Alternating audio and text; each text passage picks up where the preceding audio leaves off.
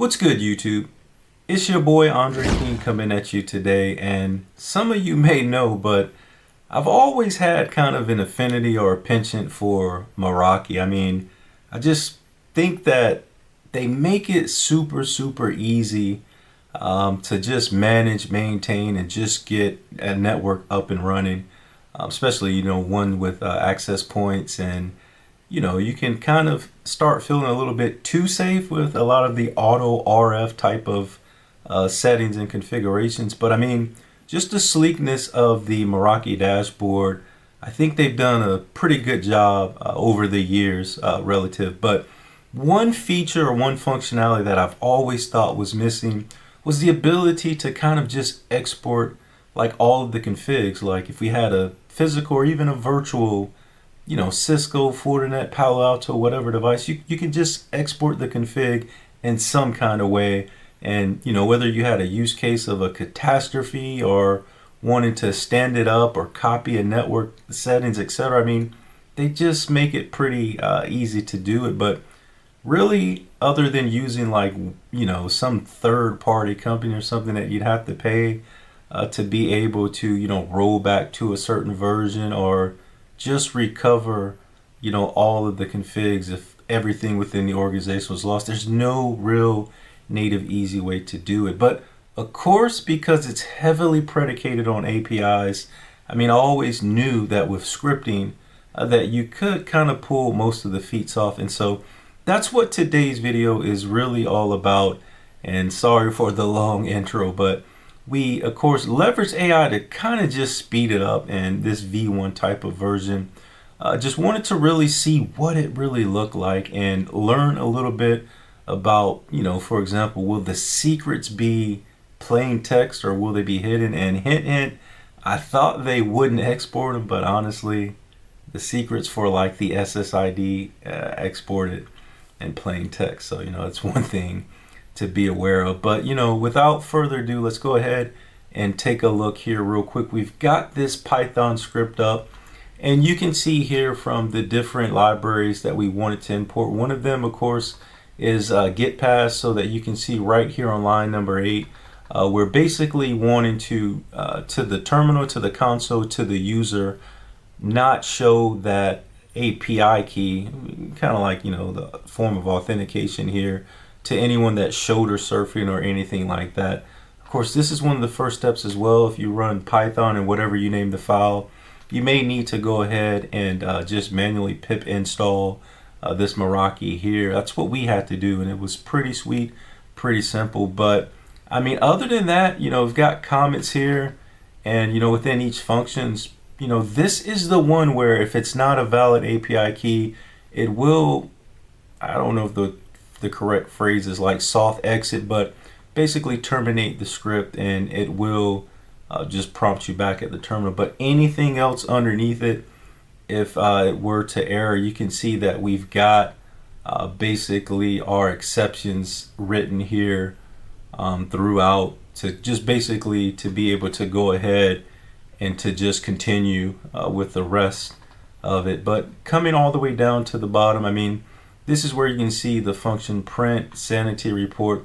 This is where to the console, to the user, it's going to have each of those things there. But let's go ahead and just minimize that and take a look at what the report is. This again for a client, so we have to, of course, scrub or sanitize a lot of the things. But you can see here, enter your Meraki API key. That's what we saw there on line number 8, asking to the user. You can see here, this is just a screenshot, so it didn't print out like we said through that GetPass library there. It's a pretty cool one. I thought it would have the asterisk, but it is what it is. And then the cool thing too, if we do go back to the script, I didn't mention this.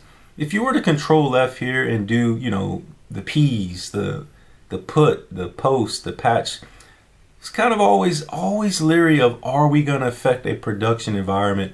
But you'll only see those kind of in comments. Everything here is a get. So really it's, the one thing to note is that when you can, at the current time of this video, have 2 API keys within, I'm not going to say the whole organization, but for a user.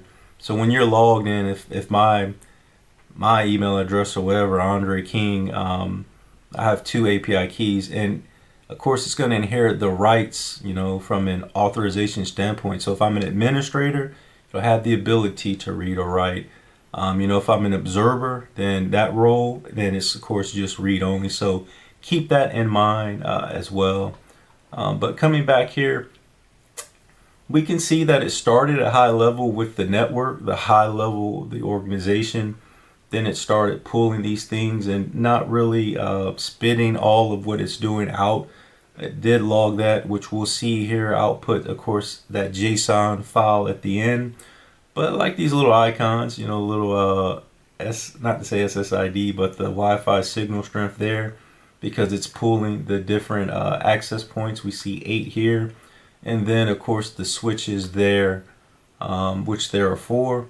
And then this was, always call it a V1 anytime I write PowerPoint, a draft, a presentation, whatever. Typically, if it's, not to say we're nasty with it, but if it's a lot of refinement, V3 is probably where most of the kinks are worked out. But, this one I'll just call it all V1. But wanted to add the capability to display to the user also a sanity check. So we can see here that there was one organization scan, 15 SSIDs. That's for these MR46s. They have 15. That's not to say all 15 are in use, but it's gonna, read output. And even if it's the blank defaults for, let's say, 12 of them weren't in use, it's still an SSID that's able to be configured, etc. So that's the total count there. The RF layout profile, that's kind of the, basic indoor, outdoor, mix. That's those settings there for the RF frequencies within anything there. I think it used to be somewhere else, but it moved to its own kind of menu in the last 2-ish years. Total switches, we saw up there were 4. And then, of course, across the 48 port switches, APs managed 8. So, I mean, just a quick sanity check to the user. All right, so now coming here to basically taking a look at what we see here. This is just, you can see these are, it's like 8,800. It's a lot of lines in this output of JSON. To be expected, key value pairs, if you're familiar with JSON, then, it's going to be just a lot of those. And so this is really showing a switch, this name, Walljack 64 conference room. And then the settings that you can think, even if it's a physical switch, like when you start learning automation for VLANs, interfaces, and, just different things on even a physical Cisco switch, and you start kind of getting the parameters down for writing that out. This is what we're seeing here. If you close your eyes and think of like, what are the attributes of a switch? What are the attributes of just an interface? You keep kind of going down the levels. This is what we see: VLAN, voice VLAN, and then of course the value. RSTP is an enabled, unit detection or link detection. Ooh, been a while since we've seen that. So just so much. So nothing that stands out here. Then we come to this next screenshot. We can see here, take a look, WPA, WPA mode. We see DNS for quad 8s, and then we see 2.4 gigahertz only. So this is access point, probably number 5, because we go down to number 6 right after this. And so, just again, the key value pairs in the settings that are available there. Per client bandwidth limit, this might be a guest VLAN or SSID, or something like that. Devices, we can see, it does have the parent there, and we can see here, this is just showing some more features, the radio settings. So this is, if you're thinking maybe it didn't export everything without, the next step is of course to do a small test of recovery, maybe blow away one access point and then try to, which would be a different script that we're gonna mess with next week there. We X'd out, of course, different things like the serial number. We didn't want to show that. Same with the MAC address, etc. So, these did have values there, but we just copied a black box and moved it over. That's why you can see some of the stuff there. And then this one is here showing similarly a wireless SSID. So a lot of wireless IDs here. Default VLAN 172, minimum bit rate 11, but we can see this must be number 3 if that was number 4, 802.1x. So just the numerous settings again that, if not to say afraid, but if you're questionable, not too confident, I would say, in what it's, and of course it's like it says over 9,000 lines of output. And of course, the cool thing with a lot of JSON is you can collapse within each layer or level. So that's a pretty cool thing. But just spend some time. I'm not gonna lie, probably 7,000 lines of this output is the switch ports. So I mean, if you just spend the time with those first 1,200, the organization network setting at the top, these APs, etc., and things like that, it's more confidence. And so even without wanting to write code or feeling native or comfortable in it, just going through, scrolling down, and just getting familiar with these, it should ring a bell.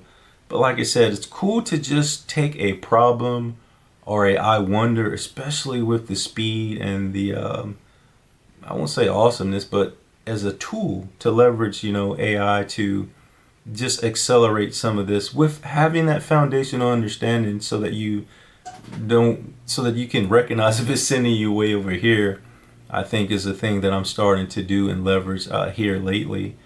So appreciate this script. I'll share the script. There's nothing proprietary or anything like that about it. I may put it up on GitHub somewhere. I'll put a link by the time we edit this video and put it up. I mean, it'll be whatever storage mechanism it'll be. But like I said, just wanted to spend a little bit of time here and show that, because there's folks paying company A, company B, company C, and not taking any business from them.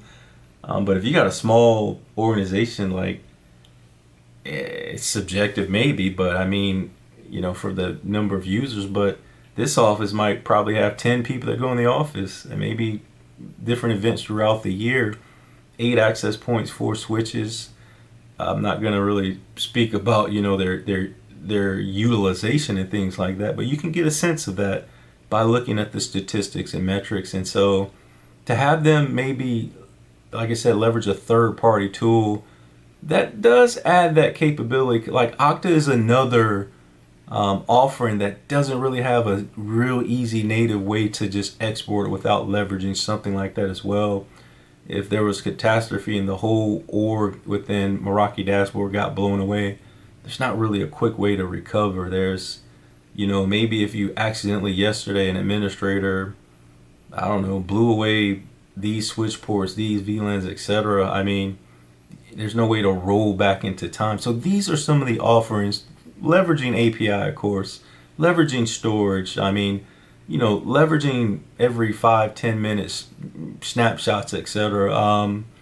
Those type of things. But for something small like this, to where there might not even be a config change but once or twice a year, just leveraging the publicly exposable APIs in a script that you could, from a workflow or trigger, you can do a lot of these things in case, whatever branches we start doing. That's the power and awesomeness of having that foundational understanding of what things are, what the capabilities are, and then just the use case. Basic here, add this here. Maybe if we want to automate it, not just manually run the script, we can do this.